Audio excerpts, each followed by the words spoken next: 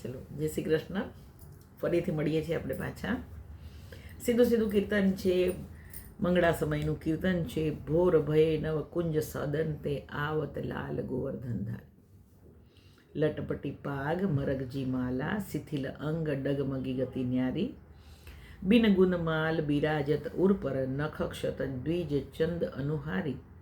ચિત સ્વામી જબ ચિતએ મોતન તબ હું નિરખ ગઈ બલિહારી.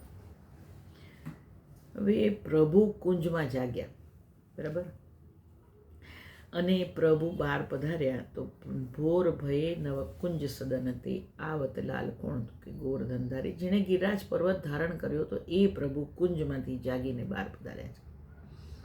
અને પાગ કેવી તો કે લટપટી પાગ રગજી માલા શિથિલ અંગ ડગમગી ગતિ ન્યારી. લટપટી પાગ એનો કોઈ અર્થ નથી થતો. લટપટીનું સાધારણ છે કે આપણે નાના છોકરાઓને કહીએ કેટલો લટુડિયો પટુડિયો લાગે છે, શું અર્થ થયો એનો, પણ સાંભળવામાં અને માણવામાં એ ખૂબ આનંદ આવે છે. તો અહીંયા ઠાકોરજીને પણ કીધું કે લટપટી પાગ જે ધરેલી છે, વિચાર કરો કે પાગ ધરીને પોડ્યા હોય તો સાધારણ ઉઠો તો એવી ને એવી તો રહે જ નહીં, થોડી બગડી જાય છે, પણ એ પણ કેવી સુંદર લાગે છે. એટલે કીધું લટપટી પાગ મરગજી માળા. જે માળા ધરી છે એ પણ કેવી તો કે થોડી સુકાઈ ગઈ હોય થોડી. અને ઠાકોરજી કેવા તો કે શ્રીઅંગ પ્રભુનું એટલું કોમળ છે, ફૂલ જેથી પણ વિશેષ કોમળ. તો જે માળા પણ ધરી હોય ને એના છાપ પડી ગઈ હોય શ્રી છાતી પર. કીધું કે લટપટી પાગ મરગજી માળા. અને ઊંઘમાંથી આપણે ઉઠીએ તો કેવા લાગીએ, થોડી આળસ પણ ભરેલી હોય તો શિથિલ અંગ, અને ચાલ કેવી થઈ જાય તો કે ડગમગી ગતિ ન્યારી. પણ જોનારને કેટલું સરસ લાગે છે.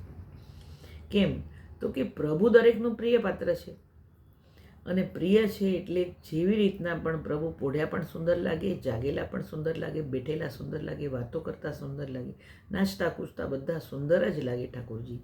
કીધું કે બિન ગુનમાલ બિરાજત ઉર પર નખ ક્ષત દ્વિજ ચંદ અનુહારી. પહેલાં જ કીધું આપણે એ પ્રમાણે પ્રભુ કેવા તો કે ફૂલથી કોમળ. એટલે જે માળા પણ ધરી છે તો એની છાપ પ્રભુની ક્યાં, માળા ધરવામાં ક્યાં આવે તો કે છાતી પર ધરાય, ગળામાં પહેરાય, અને એનું પેન્ડલ છે કે જે પણ કહો એ છાતી પર આવે. તો અહીંયા કીધું બિન ગુનમાલ બિરાજતો. જે માળા તો નીકળી ગઈ પણ એની છાપ બધી પડી ગઈ છે, એટલે કીધું બિન ગુનમાલ બિરાજત ઉર પર નખ ક્ષત દ્વિજ ચંદ અનુહારી. અને કોઈ પણ ફૂલ આપણે જ્યારે રાખીએ ને તો એમાંથી એક જાતની કોઈક વખત વધારે પડતું દબાઈ જાય ને તો એક જાતની ખજવાળ આવે. અને આપણેથી ખજવાડીએ તો નખ ખજવાળથી નથી થાય તો કે નખથી, તો નખની છાપ પડી જાય તો એને કહેવાય દ્વિજ ચંદ. બીજનો ચંદ્ર હોય એવા નખની છાપ પડે તો કે દ્વિજ ચંદ અનુહારી, નખ ક્ષત દ્વિજ ચંદ અનુહારી. અને ચિત્ત સ્વામી જબ ચિત્ત એ મોતન. હવે આવા પ્રભુના દર્શન થાય તો કેવા લાગે તો કે આપણું તો એમાં પ્રભુમાં જ ઓતપ્રોત થઈ ગયા. તો કે ચિત્ત સ્વામી જ ચિત્ત એ મોતન તબ હું નિરખ ગઈ બલિહારી. અને એવા પ્રભુના દર્શન કર્યા તો આપણે શું તો કે ઓવારણા લઈ લીધા ઠાકોરજીના. જોઈ લો, જ્યારે પણ આપણે 8 સમયના દર્શન કરીએ છીએ મંદિરમાં તો પ્રભુના દર્શન કરીને દરેક વખતે આપણે પ્રભુના ઓવારણા લઈએ છીએ. સાધારણ આપણે જોઈએ તો એમ કહેવાય કે જે ઘર વડીલો હતા ને એ લોકો આ ઓવારણા લેતા અને કહેતા દુખડા જાય તારા દુખડા જાય. દુખડા એટલે દરેક જણાને થોડું કાંઈ ને કાંઈ તકલીફ તો રહેતી જ હોય, પણ જે વડીલો હોય ને એ હિસાબથી આશીર્વાદ આપતા જાય અને ઓવારણા લેતા જાય, એના હિસાબથી કહેતા જાય કે તારા દુખડા જાય. તો પ્રભુને પણ આપણે એ જ રીતે, કારણ કે બાલ સ્વરૂપ માનીએ છીએ એટલા માટે, બરાબર છે. તો એ હિસાબથી દરેક જણાના મનમાં એક જ હોય કે મારા પ્રભુને કોઈ પણ જાતનો પરિશ્રમ ન પડે.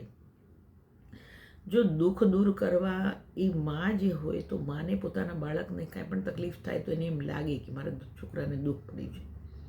તો અહીંયા પ્રભુની સાથેનો આપણે જે ભાવ છે એક તો બાલ સ્વરૂપ છે એટલે માતૃભાવ એક છે, અને પ્રિય, જ્યારે પ્રભુ કિશોર વયના ગણો તો પ્રિયતમ છે પ્રભુ. તો પ્રિયતમને પણ કોઈ આપણે એમનો વિચાર કરીએ કે મારા પ્રિયતમને કોઈ તકલીફ પડે, બરાબર. તો બંને સ્વરૂપના સમર્પણ ભાવ જ છે. અને એના હિસાબથી જોવા જઈએ તો ભોર ભય નવ કુંજ સદન તે આવત લાલ ગોવર્ધનધારી, બંને ભાવ સાથે ચાલી રહ્યા છે. અને એની અંદર જ કેવા તો કે એટલે કીધું તબ હું નિરખ ગઈ બલિહારી. ઓવારણા લઈ લીધા કે વારી જાઉં પ્રભુ આપના ઉપર હું. મળીએ એના પછી આપણે આગળ. જય શ્રી કૃષ્ણ.